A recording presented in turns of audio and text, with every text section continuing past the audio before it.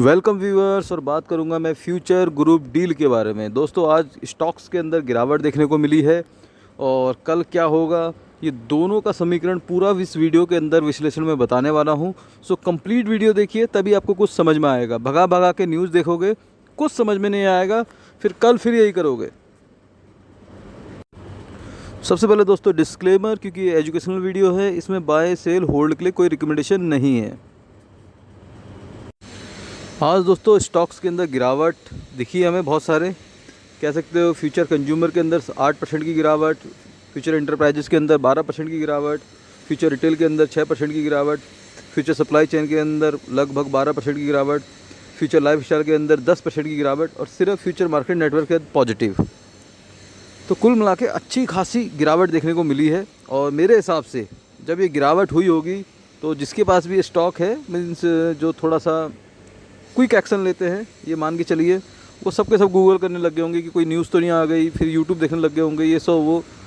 तो मीन्स वो जो मेरा कहने का मतलब ये है कि जो अपने एनालिसिस है, जो आपने जिस बेस पे इसको लिया है, उस पर भरोसा करना सीखिए। पहला पॉइंट तो ये है। ऐसा नहीं है कि गिरावट हो रही है तो सीधे हम अफरा तफरी वाला माहौल बचा दे। तो वही हुआ है आज, जो मेरा व्यू है। आगे बढ़ते हैं, सटीक रीजन बताऊँगा। सबसे पहले जो पहली बार वीडियो देख रहे हैं, जिनको समझना है कि क्या चल रहा है डील के ऊपर, तो सिंपल है। जो सीसीआई ने जो है अभी अमेजन और फ्यूचर कूपन की जो डील थी उसको सस्पेंड कर दिया है और अमेजन को 60 दिन का टाइम दिया है अपना रिस्पॉन्स सबमिट करने के लिए। सो इसके ऊपर जो बहुत सारे न्यूज़ वगैरह भी आ रही है, मैं ऑलरेडी बहुत सारे वीडियो बना चुका हूँ। और CAIT ने इस पर तत्काल कह सकते हो एक्शन लेने की बात भी कही गई है, क्योंकि ये ऑलरेडी ऑर्डर आ भी गया है और डील को सस्पेंड भी कर दिया गया है। और बहुत कुछ मीन्स निष्कर्ष निकाल सकते हो आप भैया। अब आप ये समझ लीजिए, कोई चीज़ सस्पेंड हुई है तो बहुत बड़ा डिसीज़न होता है, ये आपको समझना है।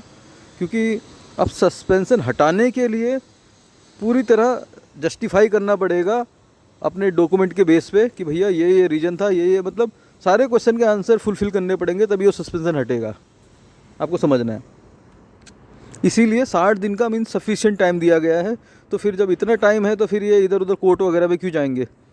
कोर्ट भी बोलेगा भैया तुम वहाँ बताओ, उन्होंने तुम्हें टाइम दिया है 60 दिन का, तो लॉजिकली समझना है। बट कहीं ना कहीं अगर ऐसा है तो जाहिर सी बात है ये गलत है।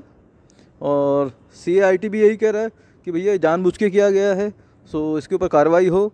इससे तो बहुत सारे हमारे जो रिटेल बिजनेस है वो प्रभावित हो रहे हैं। मीन्स ये सब आर्गूमेंट ऑलरेडी ऑन गोइंग है। तो आगे देखते हैं क्या आता है इसके ऊपर। अब पर्टिकुलर फ्यूचर रिटेल का देख लेते हैं, उसके अकॉर्डिंग आप अपने अपने जो भी स्टॉक है आपके पास अपना अपना एनालिसिस कर लेना। फ्यूचर रिटेल का जो स्टॉक है दोस्तों, वो लास्ट जो क्लोज हुआ था 57.50 पे हुआ था। ओपन हुआ था लगभग 5 रुपये ऊपर 62 रुपये पे। ये ध्यान रखना, ये लेवल को मैंने यहाँ पर मार्क कर दिया है। कहाँ ऊपर था, 62 रुपये में। और इसने एक हाई लगाया 63.70 का। तो ये लेवल नोट करना। और जो गिरावट है दोस्तों, वो कोई सर्किट वाली गिरावट नहीं है। ये तीनों चारों पॉइंट आप पॉज करके समझ लेना मैंने क्या क्या बताया है। आगे बढ़ता हूँ। दूसरा बड़ा पॉइंट मैं बताऊंगा क्यों बड़े पॉइंट हैं। आज भी 1,72,00,000 के स्टॉक की ट्रेडिंग हुई है, जिसमें कि 51 लाख की डिलीवरी उठाई गई है, जो कि लगभग 30% होता है। तो ये वॉल्यूम है। दूसरा मैंने बताया आपको कि कहाँ ओपन हुआ था, कहाँ क्लोज हुआ था, कितना हाई लगाया था। फिर लॉजिक समझना, पूरा वीडियो देखिए तभी समझ में आएगा। और जिसने भी मेरा कल का वीडियो देखा होगा, मेरे हिसाब से उनको समझ में आएगा। जिसने नहीं देखा है तो मैं इंकरेज करूँगा कि एक बार देख लो, आपको समझ में आएगा।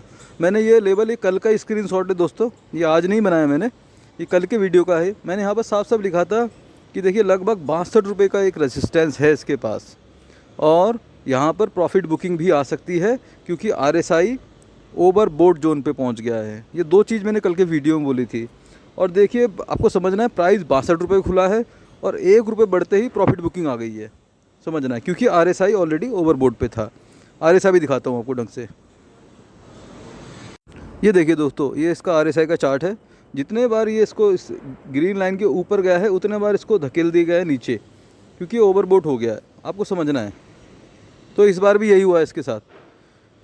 तो मेरे हिसाब से ये लॉजिक समझ में आया होगा आपको कि ओवरबोट स्टॉक था सो जाहिर सी बात है प्रॉफिट बुकिंग आनी थी, और रेसिस्टेंस के पास गया है तो जाहिर सी बात है रेसिस्टेंस के पास नहीं आएगी प्रॉफिट बुकिंग, तो कहाँ पर आएगी? सपोर्ट में थोड़ी कोई प्रॉफिट बुक करेगा। मैंने आपको 2 लॉजिक बताए, RSI वाला, और एक बताया मैंने दोस्तों वॉल्यूम। 2 करोड़ का वॉल्यूम कल था, 1 करोड़ 72 लाख का आज है। तो यार जो 4 करोड़ शेयर खरीदेगा, जाहिर सी बात है उसको 1 या 2 दिन के अंदर 30 से 35% प्रॉफिट हो रहा है, तो क्यों प्रॉफिट बुक नहीं करेगा भाई? वो क्यों अनसर्टेन रहने देगा चीज़ों को? यार सब डबल के लिए थोड़ी आए हैं मार्केट के अंदर। भाई मान लिया छोटे निवेशक चाहते हैं कि ये 40 रुपये का स्टॉक 400 का हो जाए, लेकिन जो बड़े निवेशक हैं उनने पहले ही 1 करोड़ रुपये लगाए हुए हैं मान लो, तो उनको 40 लाख रुपए का फ़ायदा हो रहा है 2 दिन में, तो वो बुक करेंगे भाई। आपको समझना है लॉजिक, क्योंकि इसके अंदर अभी एज ऑन डेट या इस टाइम तक कोई न्यूज़ नहीं है, तो लॉजिक तो वही बैठता ना दोस्तों, आपको समझना है। और साथ साथ इसके ऊपर क्लेरिफिकेशन भी मांगा गया था इनसे, भैया जो इतना बड़ा मोमेंटम आया है उसके बारे में जानकारी दो। तो इन्होंने बोला भैया हम टाइम टू टाइम बता ही रहे हैं, ये इनका ऑफिशियल अनाउंसमेंट भी है, तो इसके अंदर भी कोई डिस्क्लोज या न्यूज़ ऐसी कोई निकल के नहीं आई है जिसकी वजह से गिरावट हो। मेरे हिसाब से रीज़न समझ में आ गया होगा। हाँ, हो सकता है कोई न्यूज़ आई हो जो मेरे पास ना हो, ये भी हो सकता है, मैं भी गलत भी हो सकता हूँ, बट अभी तक तो मुझे नहीं मिली, और मिलेगी तो दोस्तों मैं एक वीडियो और शेयर कर दूंगा। बट लॉजिकली समझना है आपको कि भैया जब स्टॉक रेजिस्टेंस के पास होता है, ओवरबोट होता है, तो वहाँ पर उसमें गिरावट आती है, उसको गिरावट नहीं बोलते, उसको बोलते प्रॉफिट बुकिंग। तो ठीक है, आप प्रॉफिट बुक नहीं करोगे तो दूसरा करेगा। तो ये सिंपल लॉजिक है, स्टॉक मार्केट में ये चलता है, कम में खरीदो ज़्यादा में बेचो। ठीक है, अब कल क्या होगा?